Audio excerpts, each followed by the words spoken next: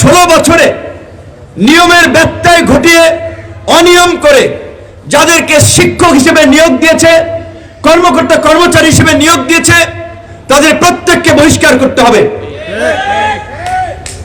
2018 সালের এই কোটা সংস্কার আন্দোলনে ছাত্রদের দাবি নিয়ে আন্দোলন করতে গিয়ে এই লাইব্রেরির সামনে আপনারা দেখছেন ফুটবলের মতো আক্রমণ করেছিল, মেরেছিল। সেই হামলাকারীরা পুলিশের এসআই পদে এখনো চাকরি করছেন। লাইব্রেরিতে ছাত্রলীগ নেতা হাফিজ নাকি এখনো চাকরি করে। আমরা দেখেছিলাম, দেখতে চেয়েছিলাম প্রশাসন কি করে। পরিষ্কার কথা, 4 মাসে সরকারের প্রশাসনের যে কর্মকাণ্ড সেটা খুব সন্তোষজনক না। সেটা বিপ্লবের পরে প্রতি বিপ্লবের ঝুঁকি বাড়িয়ে দিয়েছে। তাই আমাদের পরামর্শ থাকবে এই ধরনের অভ্যুত্থান এবং বিপ্লবের পরে কিছু শক্ত পদক্ষেপ নিতে হয়। এই ট্রাইব্যুনাল বিচারিক প্রক্রিয়ার এই দীর্ঘসূত্রিতার দিকে না গিয়ে যারা গণহত্যায় জড়িত ছিল ফায়ারিং স্কোয়াডে দাঁড়িয়ে তাদেরকে সরাসরি গুলি করে মেরে দেওয়া উচিত। কারণ ওই বিচার প্রক্রিয়ায় দেশি হস্তক্ষেপ আসবে, বিদেশি হস্তক্ষেপ আসবে, মানবাধিকার কমিশন আসবে, এনজিও আসবে, অনেক ধরনের তৎপরতা। তারপরে শেষ পর্যন্ত এগুলো করতে করতে আওয়ামী লীগ পুনর্বাসনের সুযোগ পেয়ে যাবে এবং ওই যে মাস্ক পরে, গামছা পরে, মধুর ক্যান্টিনে এসে রাতে মিছিল করে ওই আপনার বিভিন্ন জায়গায় দাঁড়ায়। তাই নিরীহ মানুষকে, নিরপরাধ মানুষকে, সাধারণ আওয়ামী লীগার তাদেরকে ক্ষমা করে দেন আমরা পক্ষে।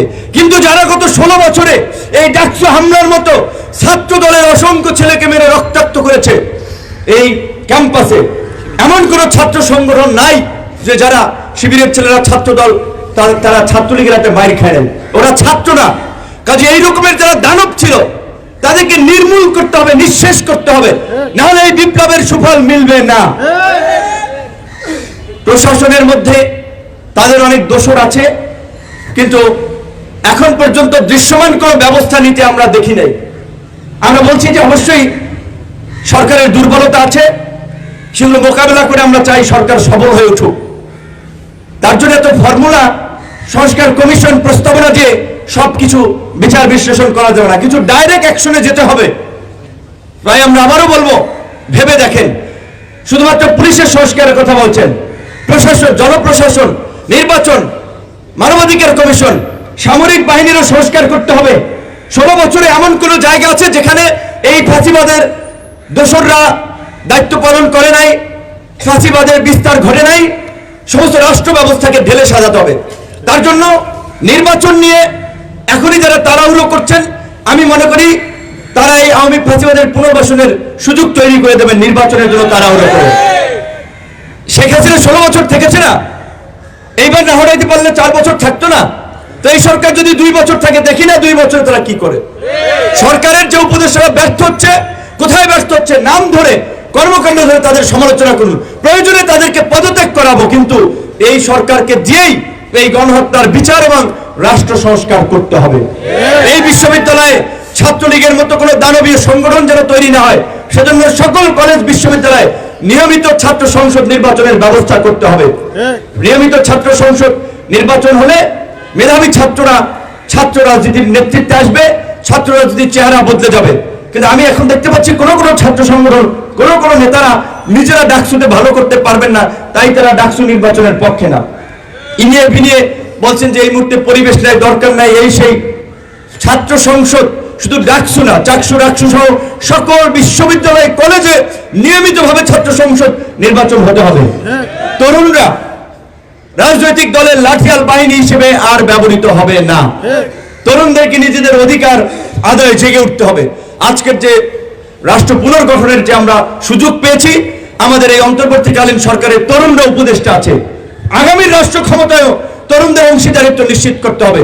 তাই আমাদের তরুণ বন্ধুরা কেউ কেউ রাজনৈতিক দল গঠন করতে চাচ্ছেন, খুবই ভালো চিন্তা ভাবনা। আরো 5-7টা দল তৈরি হোক।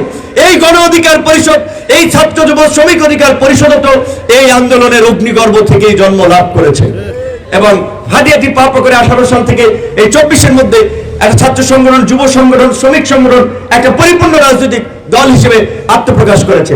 ঢাকা বিশ্ববিদ্যালয়ে আমাদের তরুণ ছাত্র ভাই বন্ধুদেরকে দুটো বিষয় একটু দৃষ্টি আকর্ষণ করে সমালোচনা করতে চাই। আপনাদের অধিকার আদায় করতে গিয়ে এইখানে যারা বসে আছে, যত রক্ত ঝরিয়েছে, যত মার খেয়েছে, ঢাকা বিশ্ববিদ্যালয়ের ইতিহাসে কোনো ছাত্র নেতা, কোনো ছাত্র সংগঠনের কর্মীরা এইভাবে ছাত্রদের অধিকার আদায় করতে গিয়ে মার খায় নাই। আমরা রাজনৈতিক দলের কোনো নেতার মুক্তির জন্য ঢাকা বিশ্ববিদ্যালয়ে প্রোগ্রাম করে নেই, আমরা কোনো রাজনৈতিক এজেন্ডা নিয়ে আমরা বিশ্ববিদ্যালয়ে প্রোগ্রাম করে নেই। ছাত্রদের দাবি, হলের ক্যাম্পাসের পরিবেশ, জাতীয় স্বার্থ, সেগুলো নিয়ে কথা বলেছিলাম, বারবার রক্তাক্ত হয়েছে। ছাত্র অধিকার পরিষদ একটা ইতিহাস তৈরি করেছে। এই যে এখানে থাকতে থাকতে কিছুক্ষণ আগে আমার এই ফেসবুকের স্কুলে চলে আসছিল 2000 আপনার এই যে দেখেন যে আপনার এই 23 সালের 7ই আপনার ফেব্রুয়ারির কথা, যে সেদিন ছাত্র অধিকার পরিষদের কাউন্সিল ছিল। রাজু ভাস্কর্যে ছাত্রলীগের 7 ফেব্রুয়ারি রাজু ভাস্কর্যের ওখানে ছাত্রলীগ দাঁড়াতে দেয় নাই, মোটরসাইকেল নিয়ে পথরোধ করেছে। ঢাকা বিশ্ববিদ্যালয়ের ভাইস চ্যান্সেলরের বাসার সামনে এই যে আসিফ আক্তার, আহনাফ সহ সবাই যারা সেই কাউন্সিলে অংশ নিয়েছিল, সেদিন বলেছিলাম 2024 সালে হাসিনার পতন ঘটবে এবং এই ছাত্র অধিকার পরিষদের নেতৃত্বে পতন ঘটবে, ঘটেছে। কাজী আপনাদেরকে এই সন্ধ্যার সময় আবারও বলছি, আগামীর বাংলাদেশ তরুণরা নেতৃত্ব দেবে, তরুণদেরকে এগিয়ে আসতে হবে, তরুণদেরকে রাষ্ট্র পরিচালনার দায়িত্ব নিতে হবে।